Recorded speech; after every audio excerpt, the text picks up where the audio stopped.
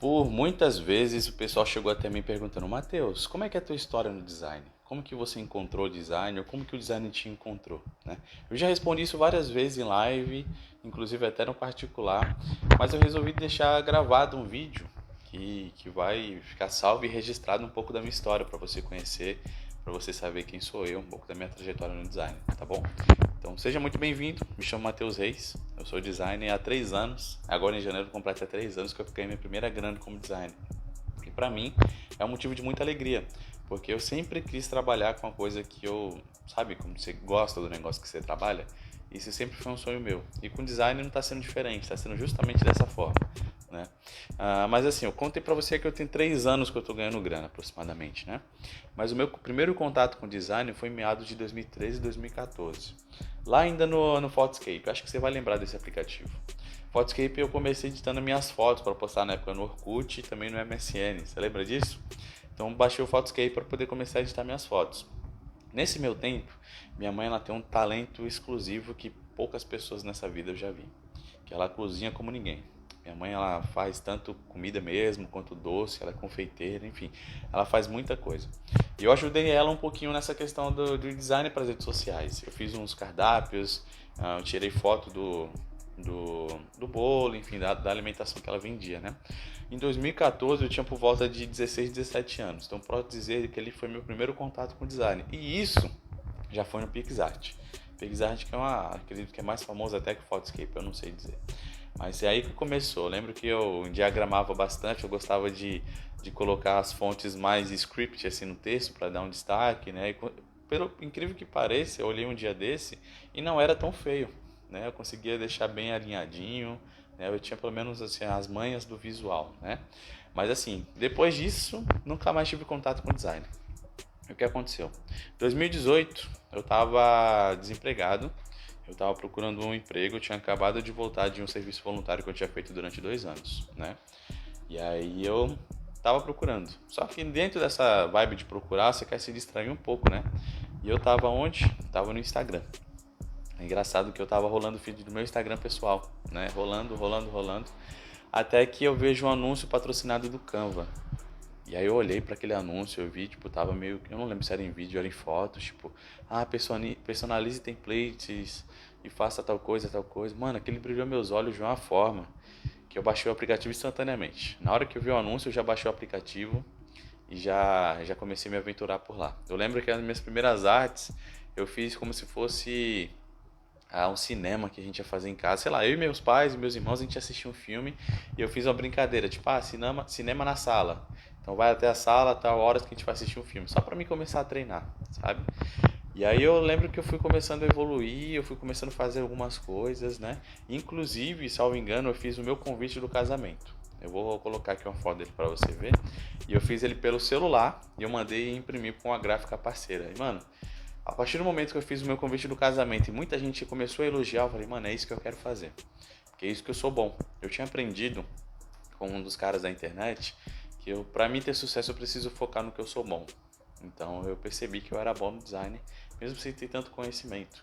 Então eu falei, mano, eu vou investir nisso pra caramba. E aí o Canva ele começou a se tornar um tanto limitado para mim e eu comecei a ver na internet que muita gente usava o Adobe para poder criar suas artes, os seus trabalhos, né? E eu fui ver se no Adobe tinha alguma coisa pelo celular que eu conseguiria fazer. Eu vi que tinha um Photoshop lá, tinha um Illustrator, mas não era nada tão bom para criação de artes. E aí eu encontrei o Adobe Spark, que antigamente era Spark Post, depois ele foi atualizando. Hoje, inclusive, acho que é Creative Cloud e alguma coisa que tá assim.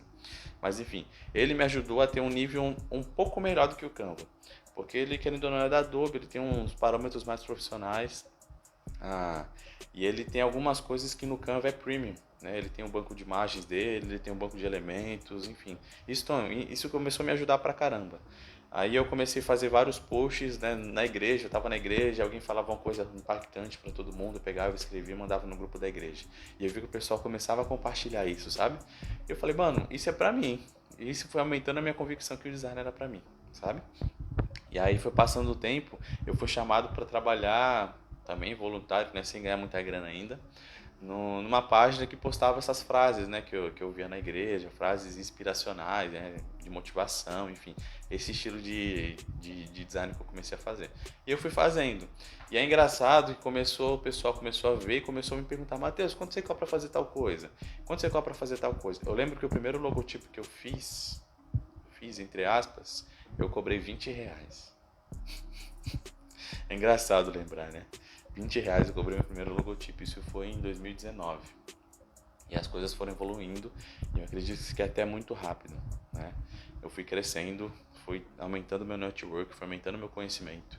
E no final foi em novembro de 2019 eu comprei meu notebook.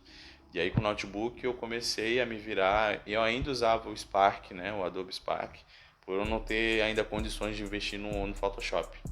Mas foi ali para dezembro, janeiro, que eu assinei o Creative Cloud, né, de 2020, ali foi bem no final de 2019 para 2020, eu assinei a Creative Cloud e comecei a desbravar. Só que quando eu abri o Photoshop pela primeira vez, era um bicho de 7 cabeças. É um bicho que eu olhava assim, mano, que é isso? 500 mil coisas que dá para você fazer do lado esquerdo, tinha aquelas no estilo de camada ali, eu não via. Eu falei, mano, que é isso aqui, velho? E cores ali. E pra mim era um bicho de 7 cabeças. E o que eu fiz? Eu fui lá na Udemy, que era uma plataforma de cursos que tem cursos muito baratos, né? Inclusive não tô ganhando nada para fazer essa publicação, mas só pra mostrar o quanto me ajudou. Ela tinha um curso de Photoshop que, se eu não me engano, era R$ 25. 25, R$ 30. Eu nem terminei ele ainda. E nem sei se eu vou. Mas enfim, ele começou a me dar uma noção do que é o Photoshop, para que serve, né? O que é aquela barra de ferramentas, né? Aquela barra superior, enfim, como deixar o Photoshop otimizado para mim. E eu comecei a conhecer um pouquinho mais a ferramenta, né? Nisso, eu fui começando a expandir, também comecei a aprender um pouco do Illustrator para poder vetorizar e fazer logotipos, enfim, para criar as identidades visuais, as coisas foram melhorando, né? Mas melhorou mesmo, eu posso dizer assim, no início da pandemia, né? Eu trabalhava numa empresa totalmente fora do design, né? Inclusive nem oportunidade de design eu tive lá dentro, mas era um setor comercial, né?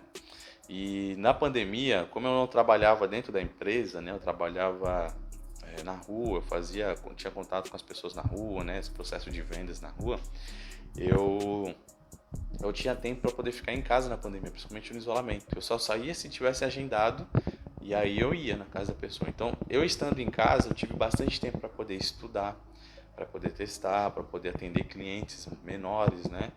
E poder ir crescendo, né? Fazendo meu portfólio acontecer. É engraçado que eu usava ferramentas para poder criar logotipos aí pela internet, por aplicativos, né? E com o tempo eu fui aprendendo a desenvolver os meus próprios, né? Que é justamente o que eu ofereço hoje. Mas enfim, na pandemia eu descobri que tudo que você foca expande, né? Tudo que você foca de verdade, você consegue fazer crescer. E isso expande não porque se torna mais fácil de você fazer com o tempo. Não, mas é que a sua qualidade, o seu talento de desenvolver o seu trabalho, ele aumenta com o tempo, né? Então ontem até inclusive eu soltei o Reels falando sobre o tempo era um aliado, né? E realmente para mim foi um aliado muito grande. Porque quando eu tive realmente tempo para poder focar no design, para poder investir no design, foi aí que eu comecei. Né? Então 2020 para mim, acredito que, como todo mundo fala, né? Foi o ano da viradinha de chave, que eu sabia que dava para me viver do design. Eu comecei a pegar meus projetos maiores. Foi em 2020 ainda que eu consegui meu primeiro projeto de mais de R$ 1.000, né? Que já foi bastante coisa, né? Foi identidade visual e também foi aí as artes para as mídias sociais, né? Os posts. E as coisas foram crescendo. 2021 posso dizer que foi um outro patamar. Se fosse colocar numa régua, Mateus de 2019, Mateus de 2020, Mateus de 2021. E o de 2022 eu acho que nem dá pra me colocar a mão aqui. De tanta expectativa que eu tenho pra esse ano, de tantas coisas boas que eu quero fazer por aqui pelo Instagram. Mas enfim, praticamente essa foi a minha história. Se você gostou, se identificou um pouquinho com isso, deixa seu comentário aqui no vídeo. E uma coisa muito legal, antes de eu terminar, uma coisa que tem me ajudado a crescer muito hoje, né? E até muitas pessoas têm me falado que eu tenho sido uma referência. Eu não acredito muito nisso ainda, que eu não tenho tanto porte para isso. São 3 coisas que mudaram toda a minha entrega, né? Conteúdo é a primeira coisa. Postar conteúdo que vai ajudar as pessoas de verdade. Estudei bastante, inclusive comprei mais cursos, né? Tem até na minha bio os cursos que eu indico. Cursos foi uma das coisas que me ajudaram bastante, mas o YouTube, desbravar o YouTube, né? Até brinco. Se o YouTube desse certificado, eu realmente tinha, sei lá, uma bíblia praticamente de certificados, de tanta coisa que eu já aprendi no YouTube. E a terceira coisa que me fez, né, conteúdo, estudo, e a terceira coisa foi entrega. A entrega para os clientes, sabe? Se entregar um pouco mais do que foi solicitado, fazer o olho do cliente brilhar, fazer com que ele se sinta feliz com o resultado, né? E uma das coisas que eu tenho costume de falar, muita gente aí fala que o design ele é funcional, e com certeza é, né? Ele não é só uma arte. Mas eu acredito que junto com a funcionalidade dele, ele tem que ser bonito aos olhos. Não adianta você fazer um negócio funcional que parece uma coisa ruim, né? Eu sei lá, eu posso descrever isso, né? E foi isso que eu tenho aprendido. Além de ser funcional, meu trabalho tem que ser bonito aos olhos. Eu acredito que isso que tem me feito crescer. Ele é funcional, ele é bem alinhado, ele é bem... todos os princípios do design, mas ele também é bonito aos olhos, né? Mas é isso, essa é um pouquinho da minha história. Espero que você tenha gostado. Foi um prazer compartilhar isso com você. E isso aqui também para mim poder ver daqui para frente, né? Meu agradecimento, a minha evolução e as coisas boas que o design tem trazido para minha vida, tá bom? Tamo junto e é isso. Se parar é prejuízo. Valeu!